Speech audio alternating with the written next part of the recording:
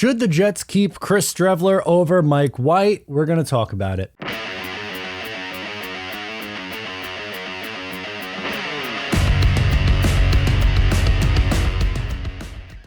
Hey, what's going on? Matt O'Leary back with another video. Today I'll be talking about Chris Streveler versus Mike White. Before we get started today, you know the drill. Make sure to follow along on social media at Matt O'Leary NY. We just did a really fun project. We were talking to Jet fans in the parking lot before the game. I'll give you a little sneak peek. How many wins are the Jets going to have this year? 8. 6. 7. 6. 4.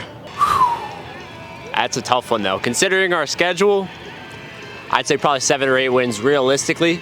If everything goes well and Zach's the guy we think he is, probably 10 or 11. If this kind of content is of interest of you, please make sure to follow along. Also, you guys know Just Jets new episodes come out every single Monday. Then during the season, we move the episodes to Wednesday. And also wanted to mention BUSR, the official sportsbook of Matt O'Leary NY. They are matching your deposit, so 100% deposit match bonus for first-time users, and they're giving you 25 casino chips. I've been using BUSR to put in my bets on the Jets preseason games, and the Jets are 2-0 in the preseason, so I've won both my bets so far. Join me with my link down below in the description and right here on the screen to sign up with BUSR today. All right, so Mike White versus Chris Streveler. Who's it going to be? Who is making the roster? Is any of them going to make the roster? The answer is one of them will. I don't know if both of them end up making the roster, but one of them definitely will, because more than likely Zach Wilson's not going to be ready to go for week 1. There's a chance that he is, but I think if we're being realistic here, the overwhelming majority of indicators are pointing to Joe Flacco starting in week 1, which is fine, but the Jets are going to need a backup quarterback. And should they go with Mike White or Chris Streveler? Now, before the preseason started, before training camp started, most people would say Mike White. Some people would even say Mike White should start, which Mike White's now QB2. Joe Flacco is significantly better than he is at this point, even at 37 years old. But we're going to break it down. So far in the preseason, I thought Mike White's been pretty underwhelming, especially when you consider the defenses he's played against and the teams he's not playing against ones. At times, I guess yesterday he was, but he played into the third quarter, and obviously the Falcons weren't using their starters the entire time. But 59.5 completion percentage through 2 games so far, 188 yards, 22 of 37, which is a whopping 5.1 yards per attempt. No touchdowns, no picks, a 72.8 rating. Now, everyone from last year points back to the Bengals game and how it was the best quarterbacked game in Jets history. Now, it was... Pump the brakes. It was a lot of fun, but there was also some indicators that wasn't going to be very long lasting. He was 32 of 45, which is unreal. 3 passing touchdowns, 405 yards, 2 interceptions.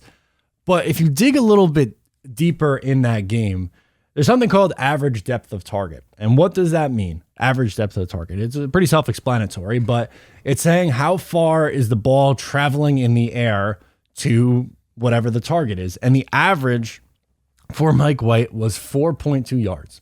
So essentially, Mike White was dinking and dunking his way down the field, and it was Michael Carter and all these other guys who were getting the ball in their hands, turning upfield and making gigantic plays. Now, some of that is good. Obviously, you need to be able to check the football down, but you have to be able to push the ball down the field a little bit. There's an opportunity in that game where he could have hit Elijah Moore for a touchdown and just could not get him the football. He was wide open.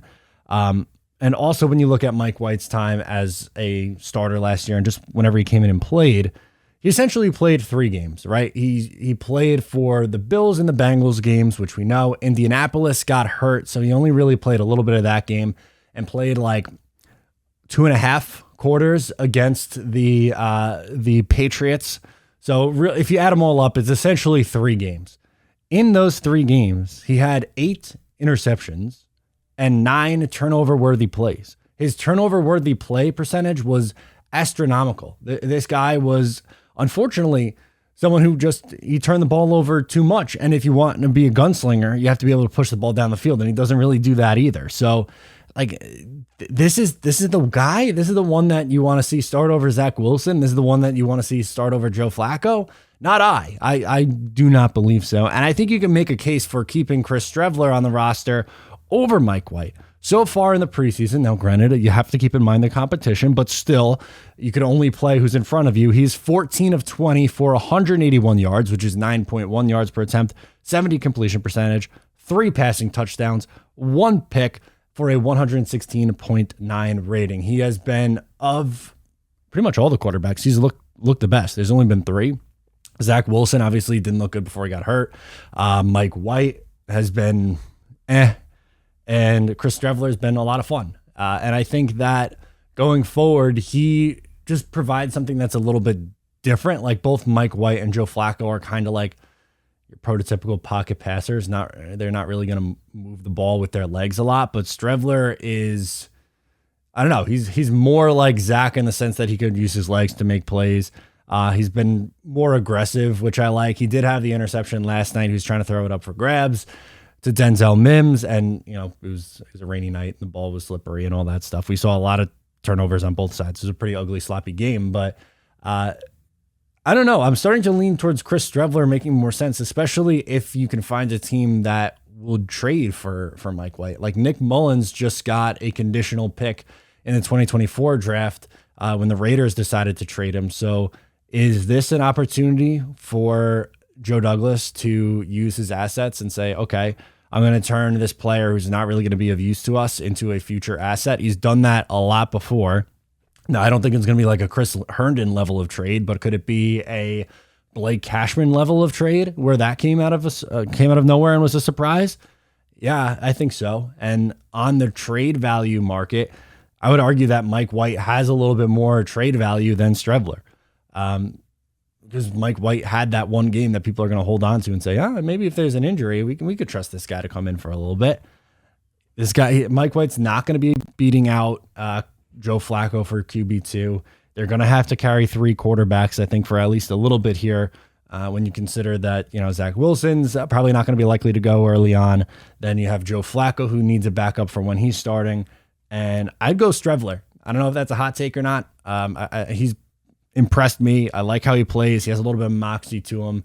He's been fun. And Mike White's kind of just been, it's been a little bit of a disappointing August in training camp for him. So sound off in the comments. Who is better? Is it Mike White that is the better of the bunch, or is it Chris Streveler? Let me know. Thank you so much for tuning in. I'm Matt O'Leary, and I'll catch you next time.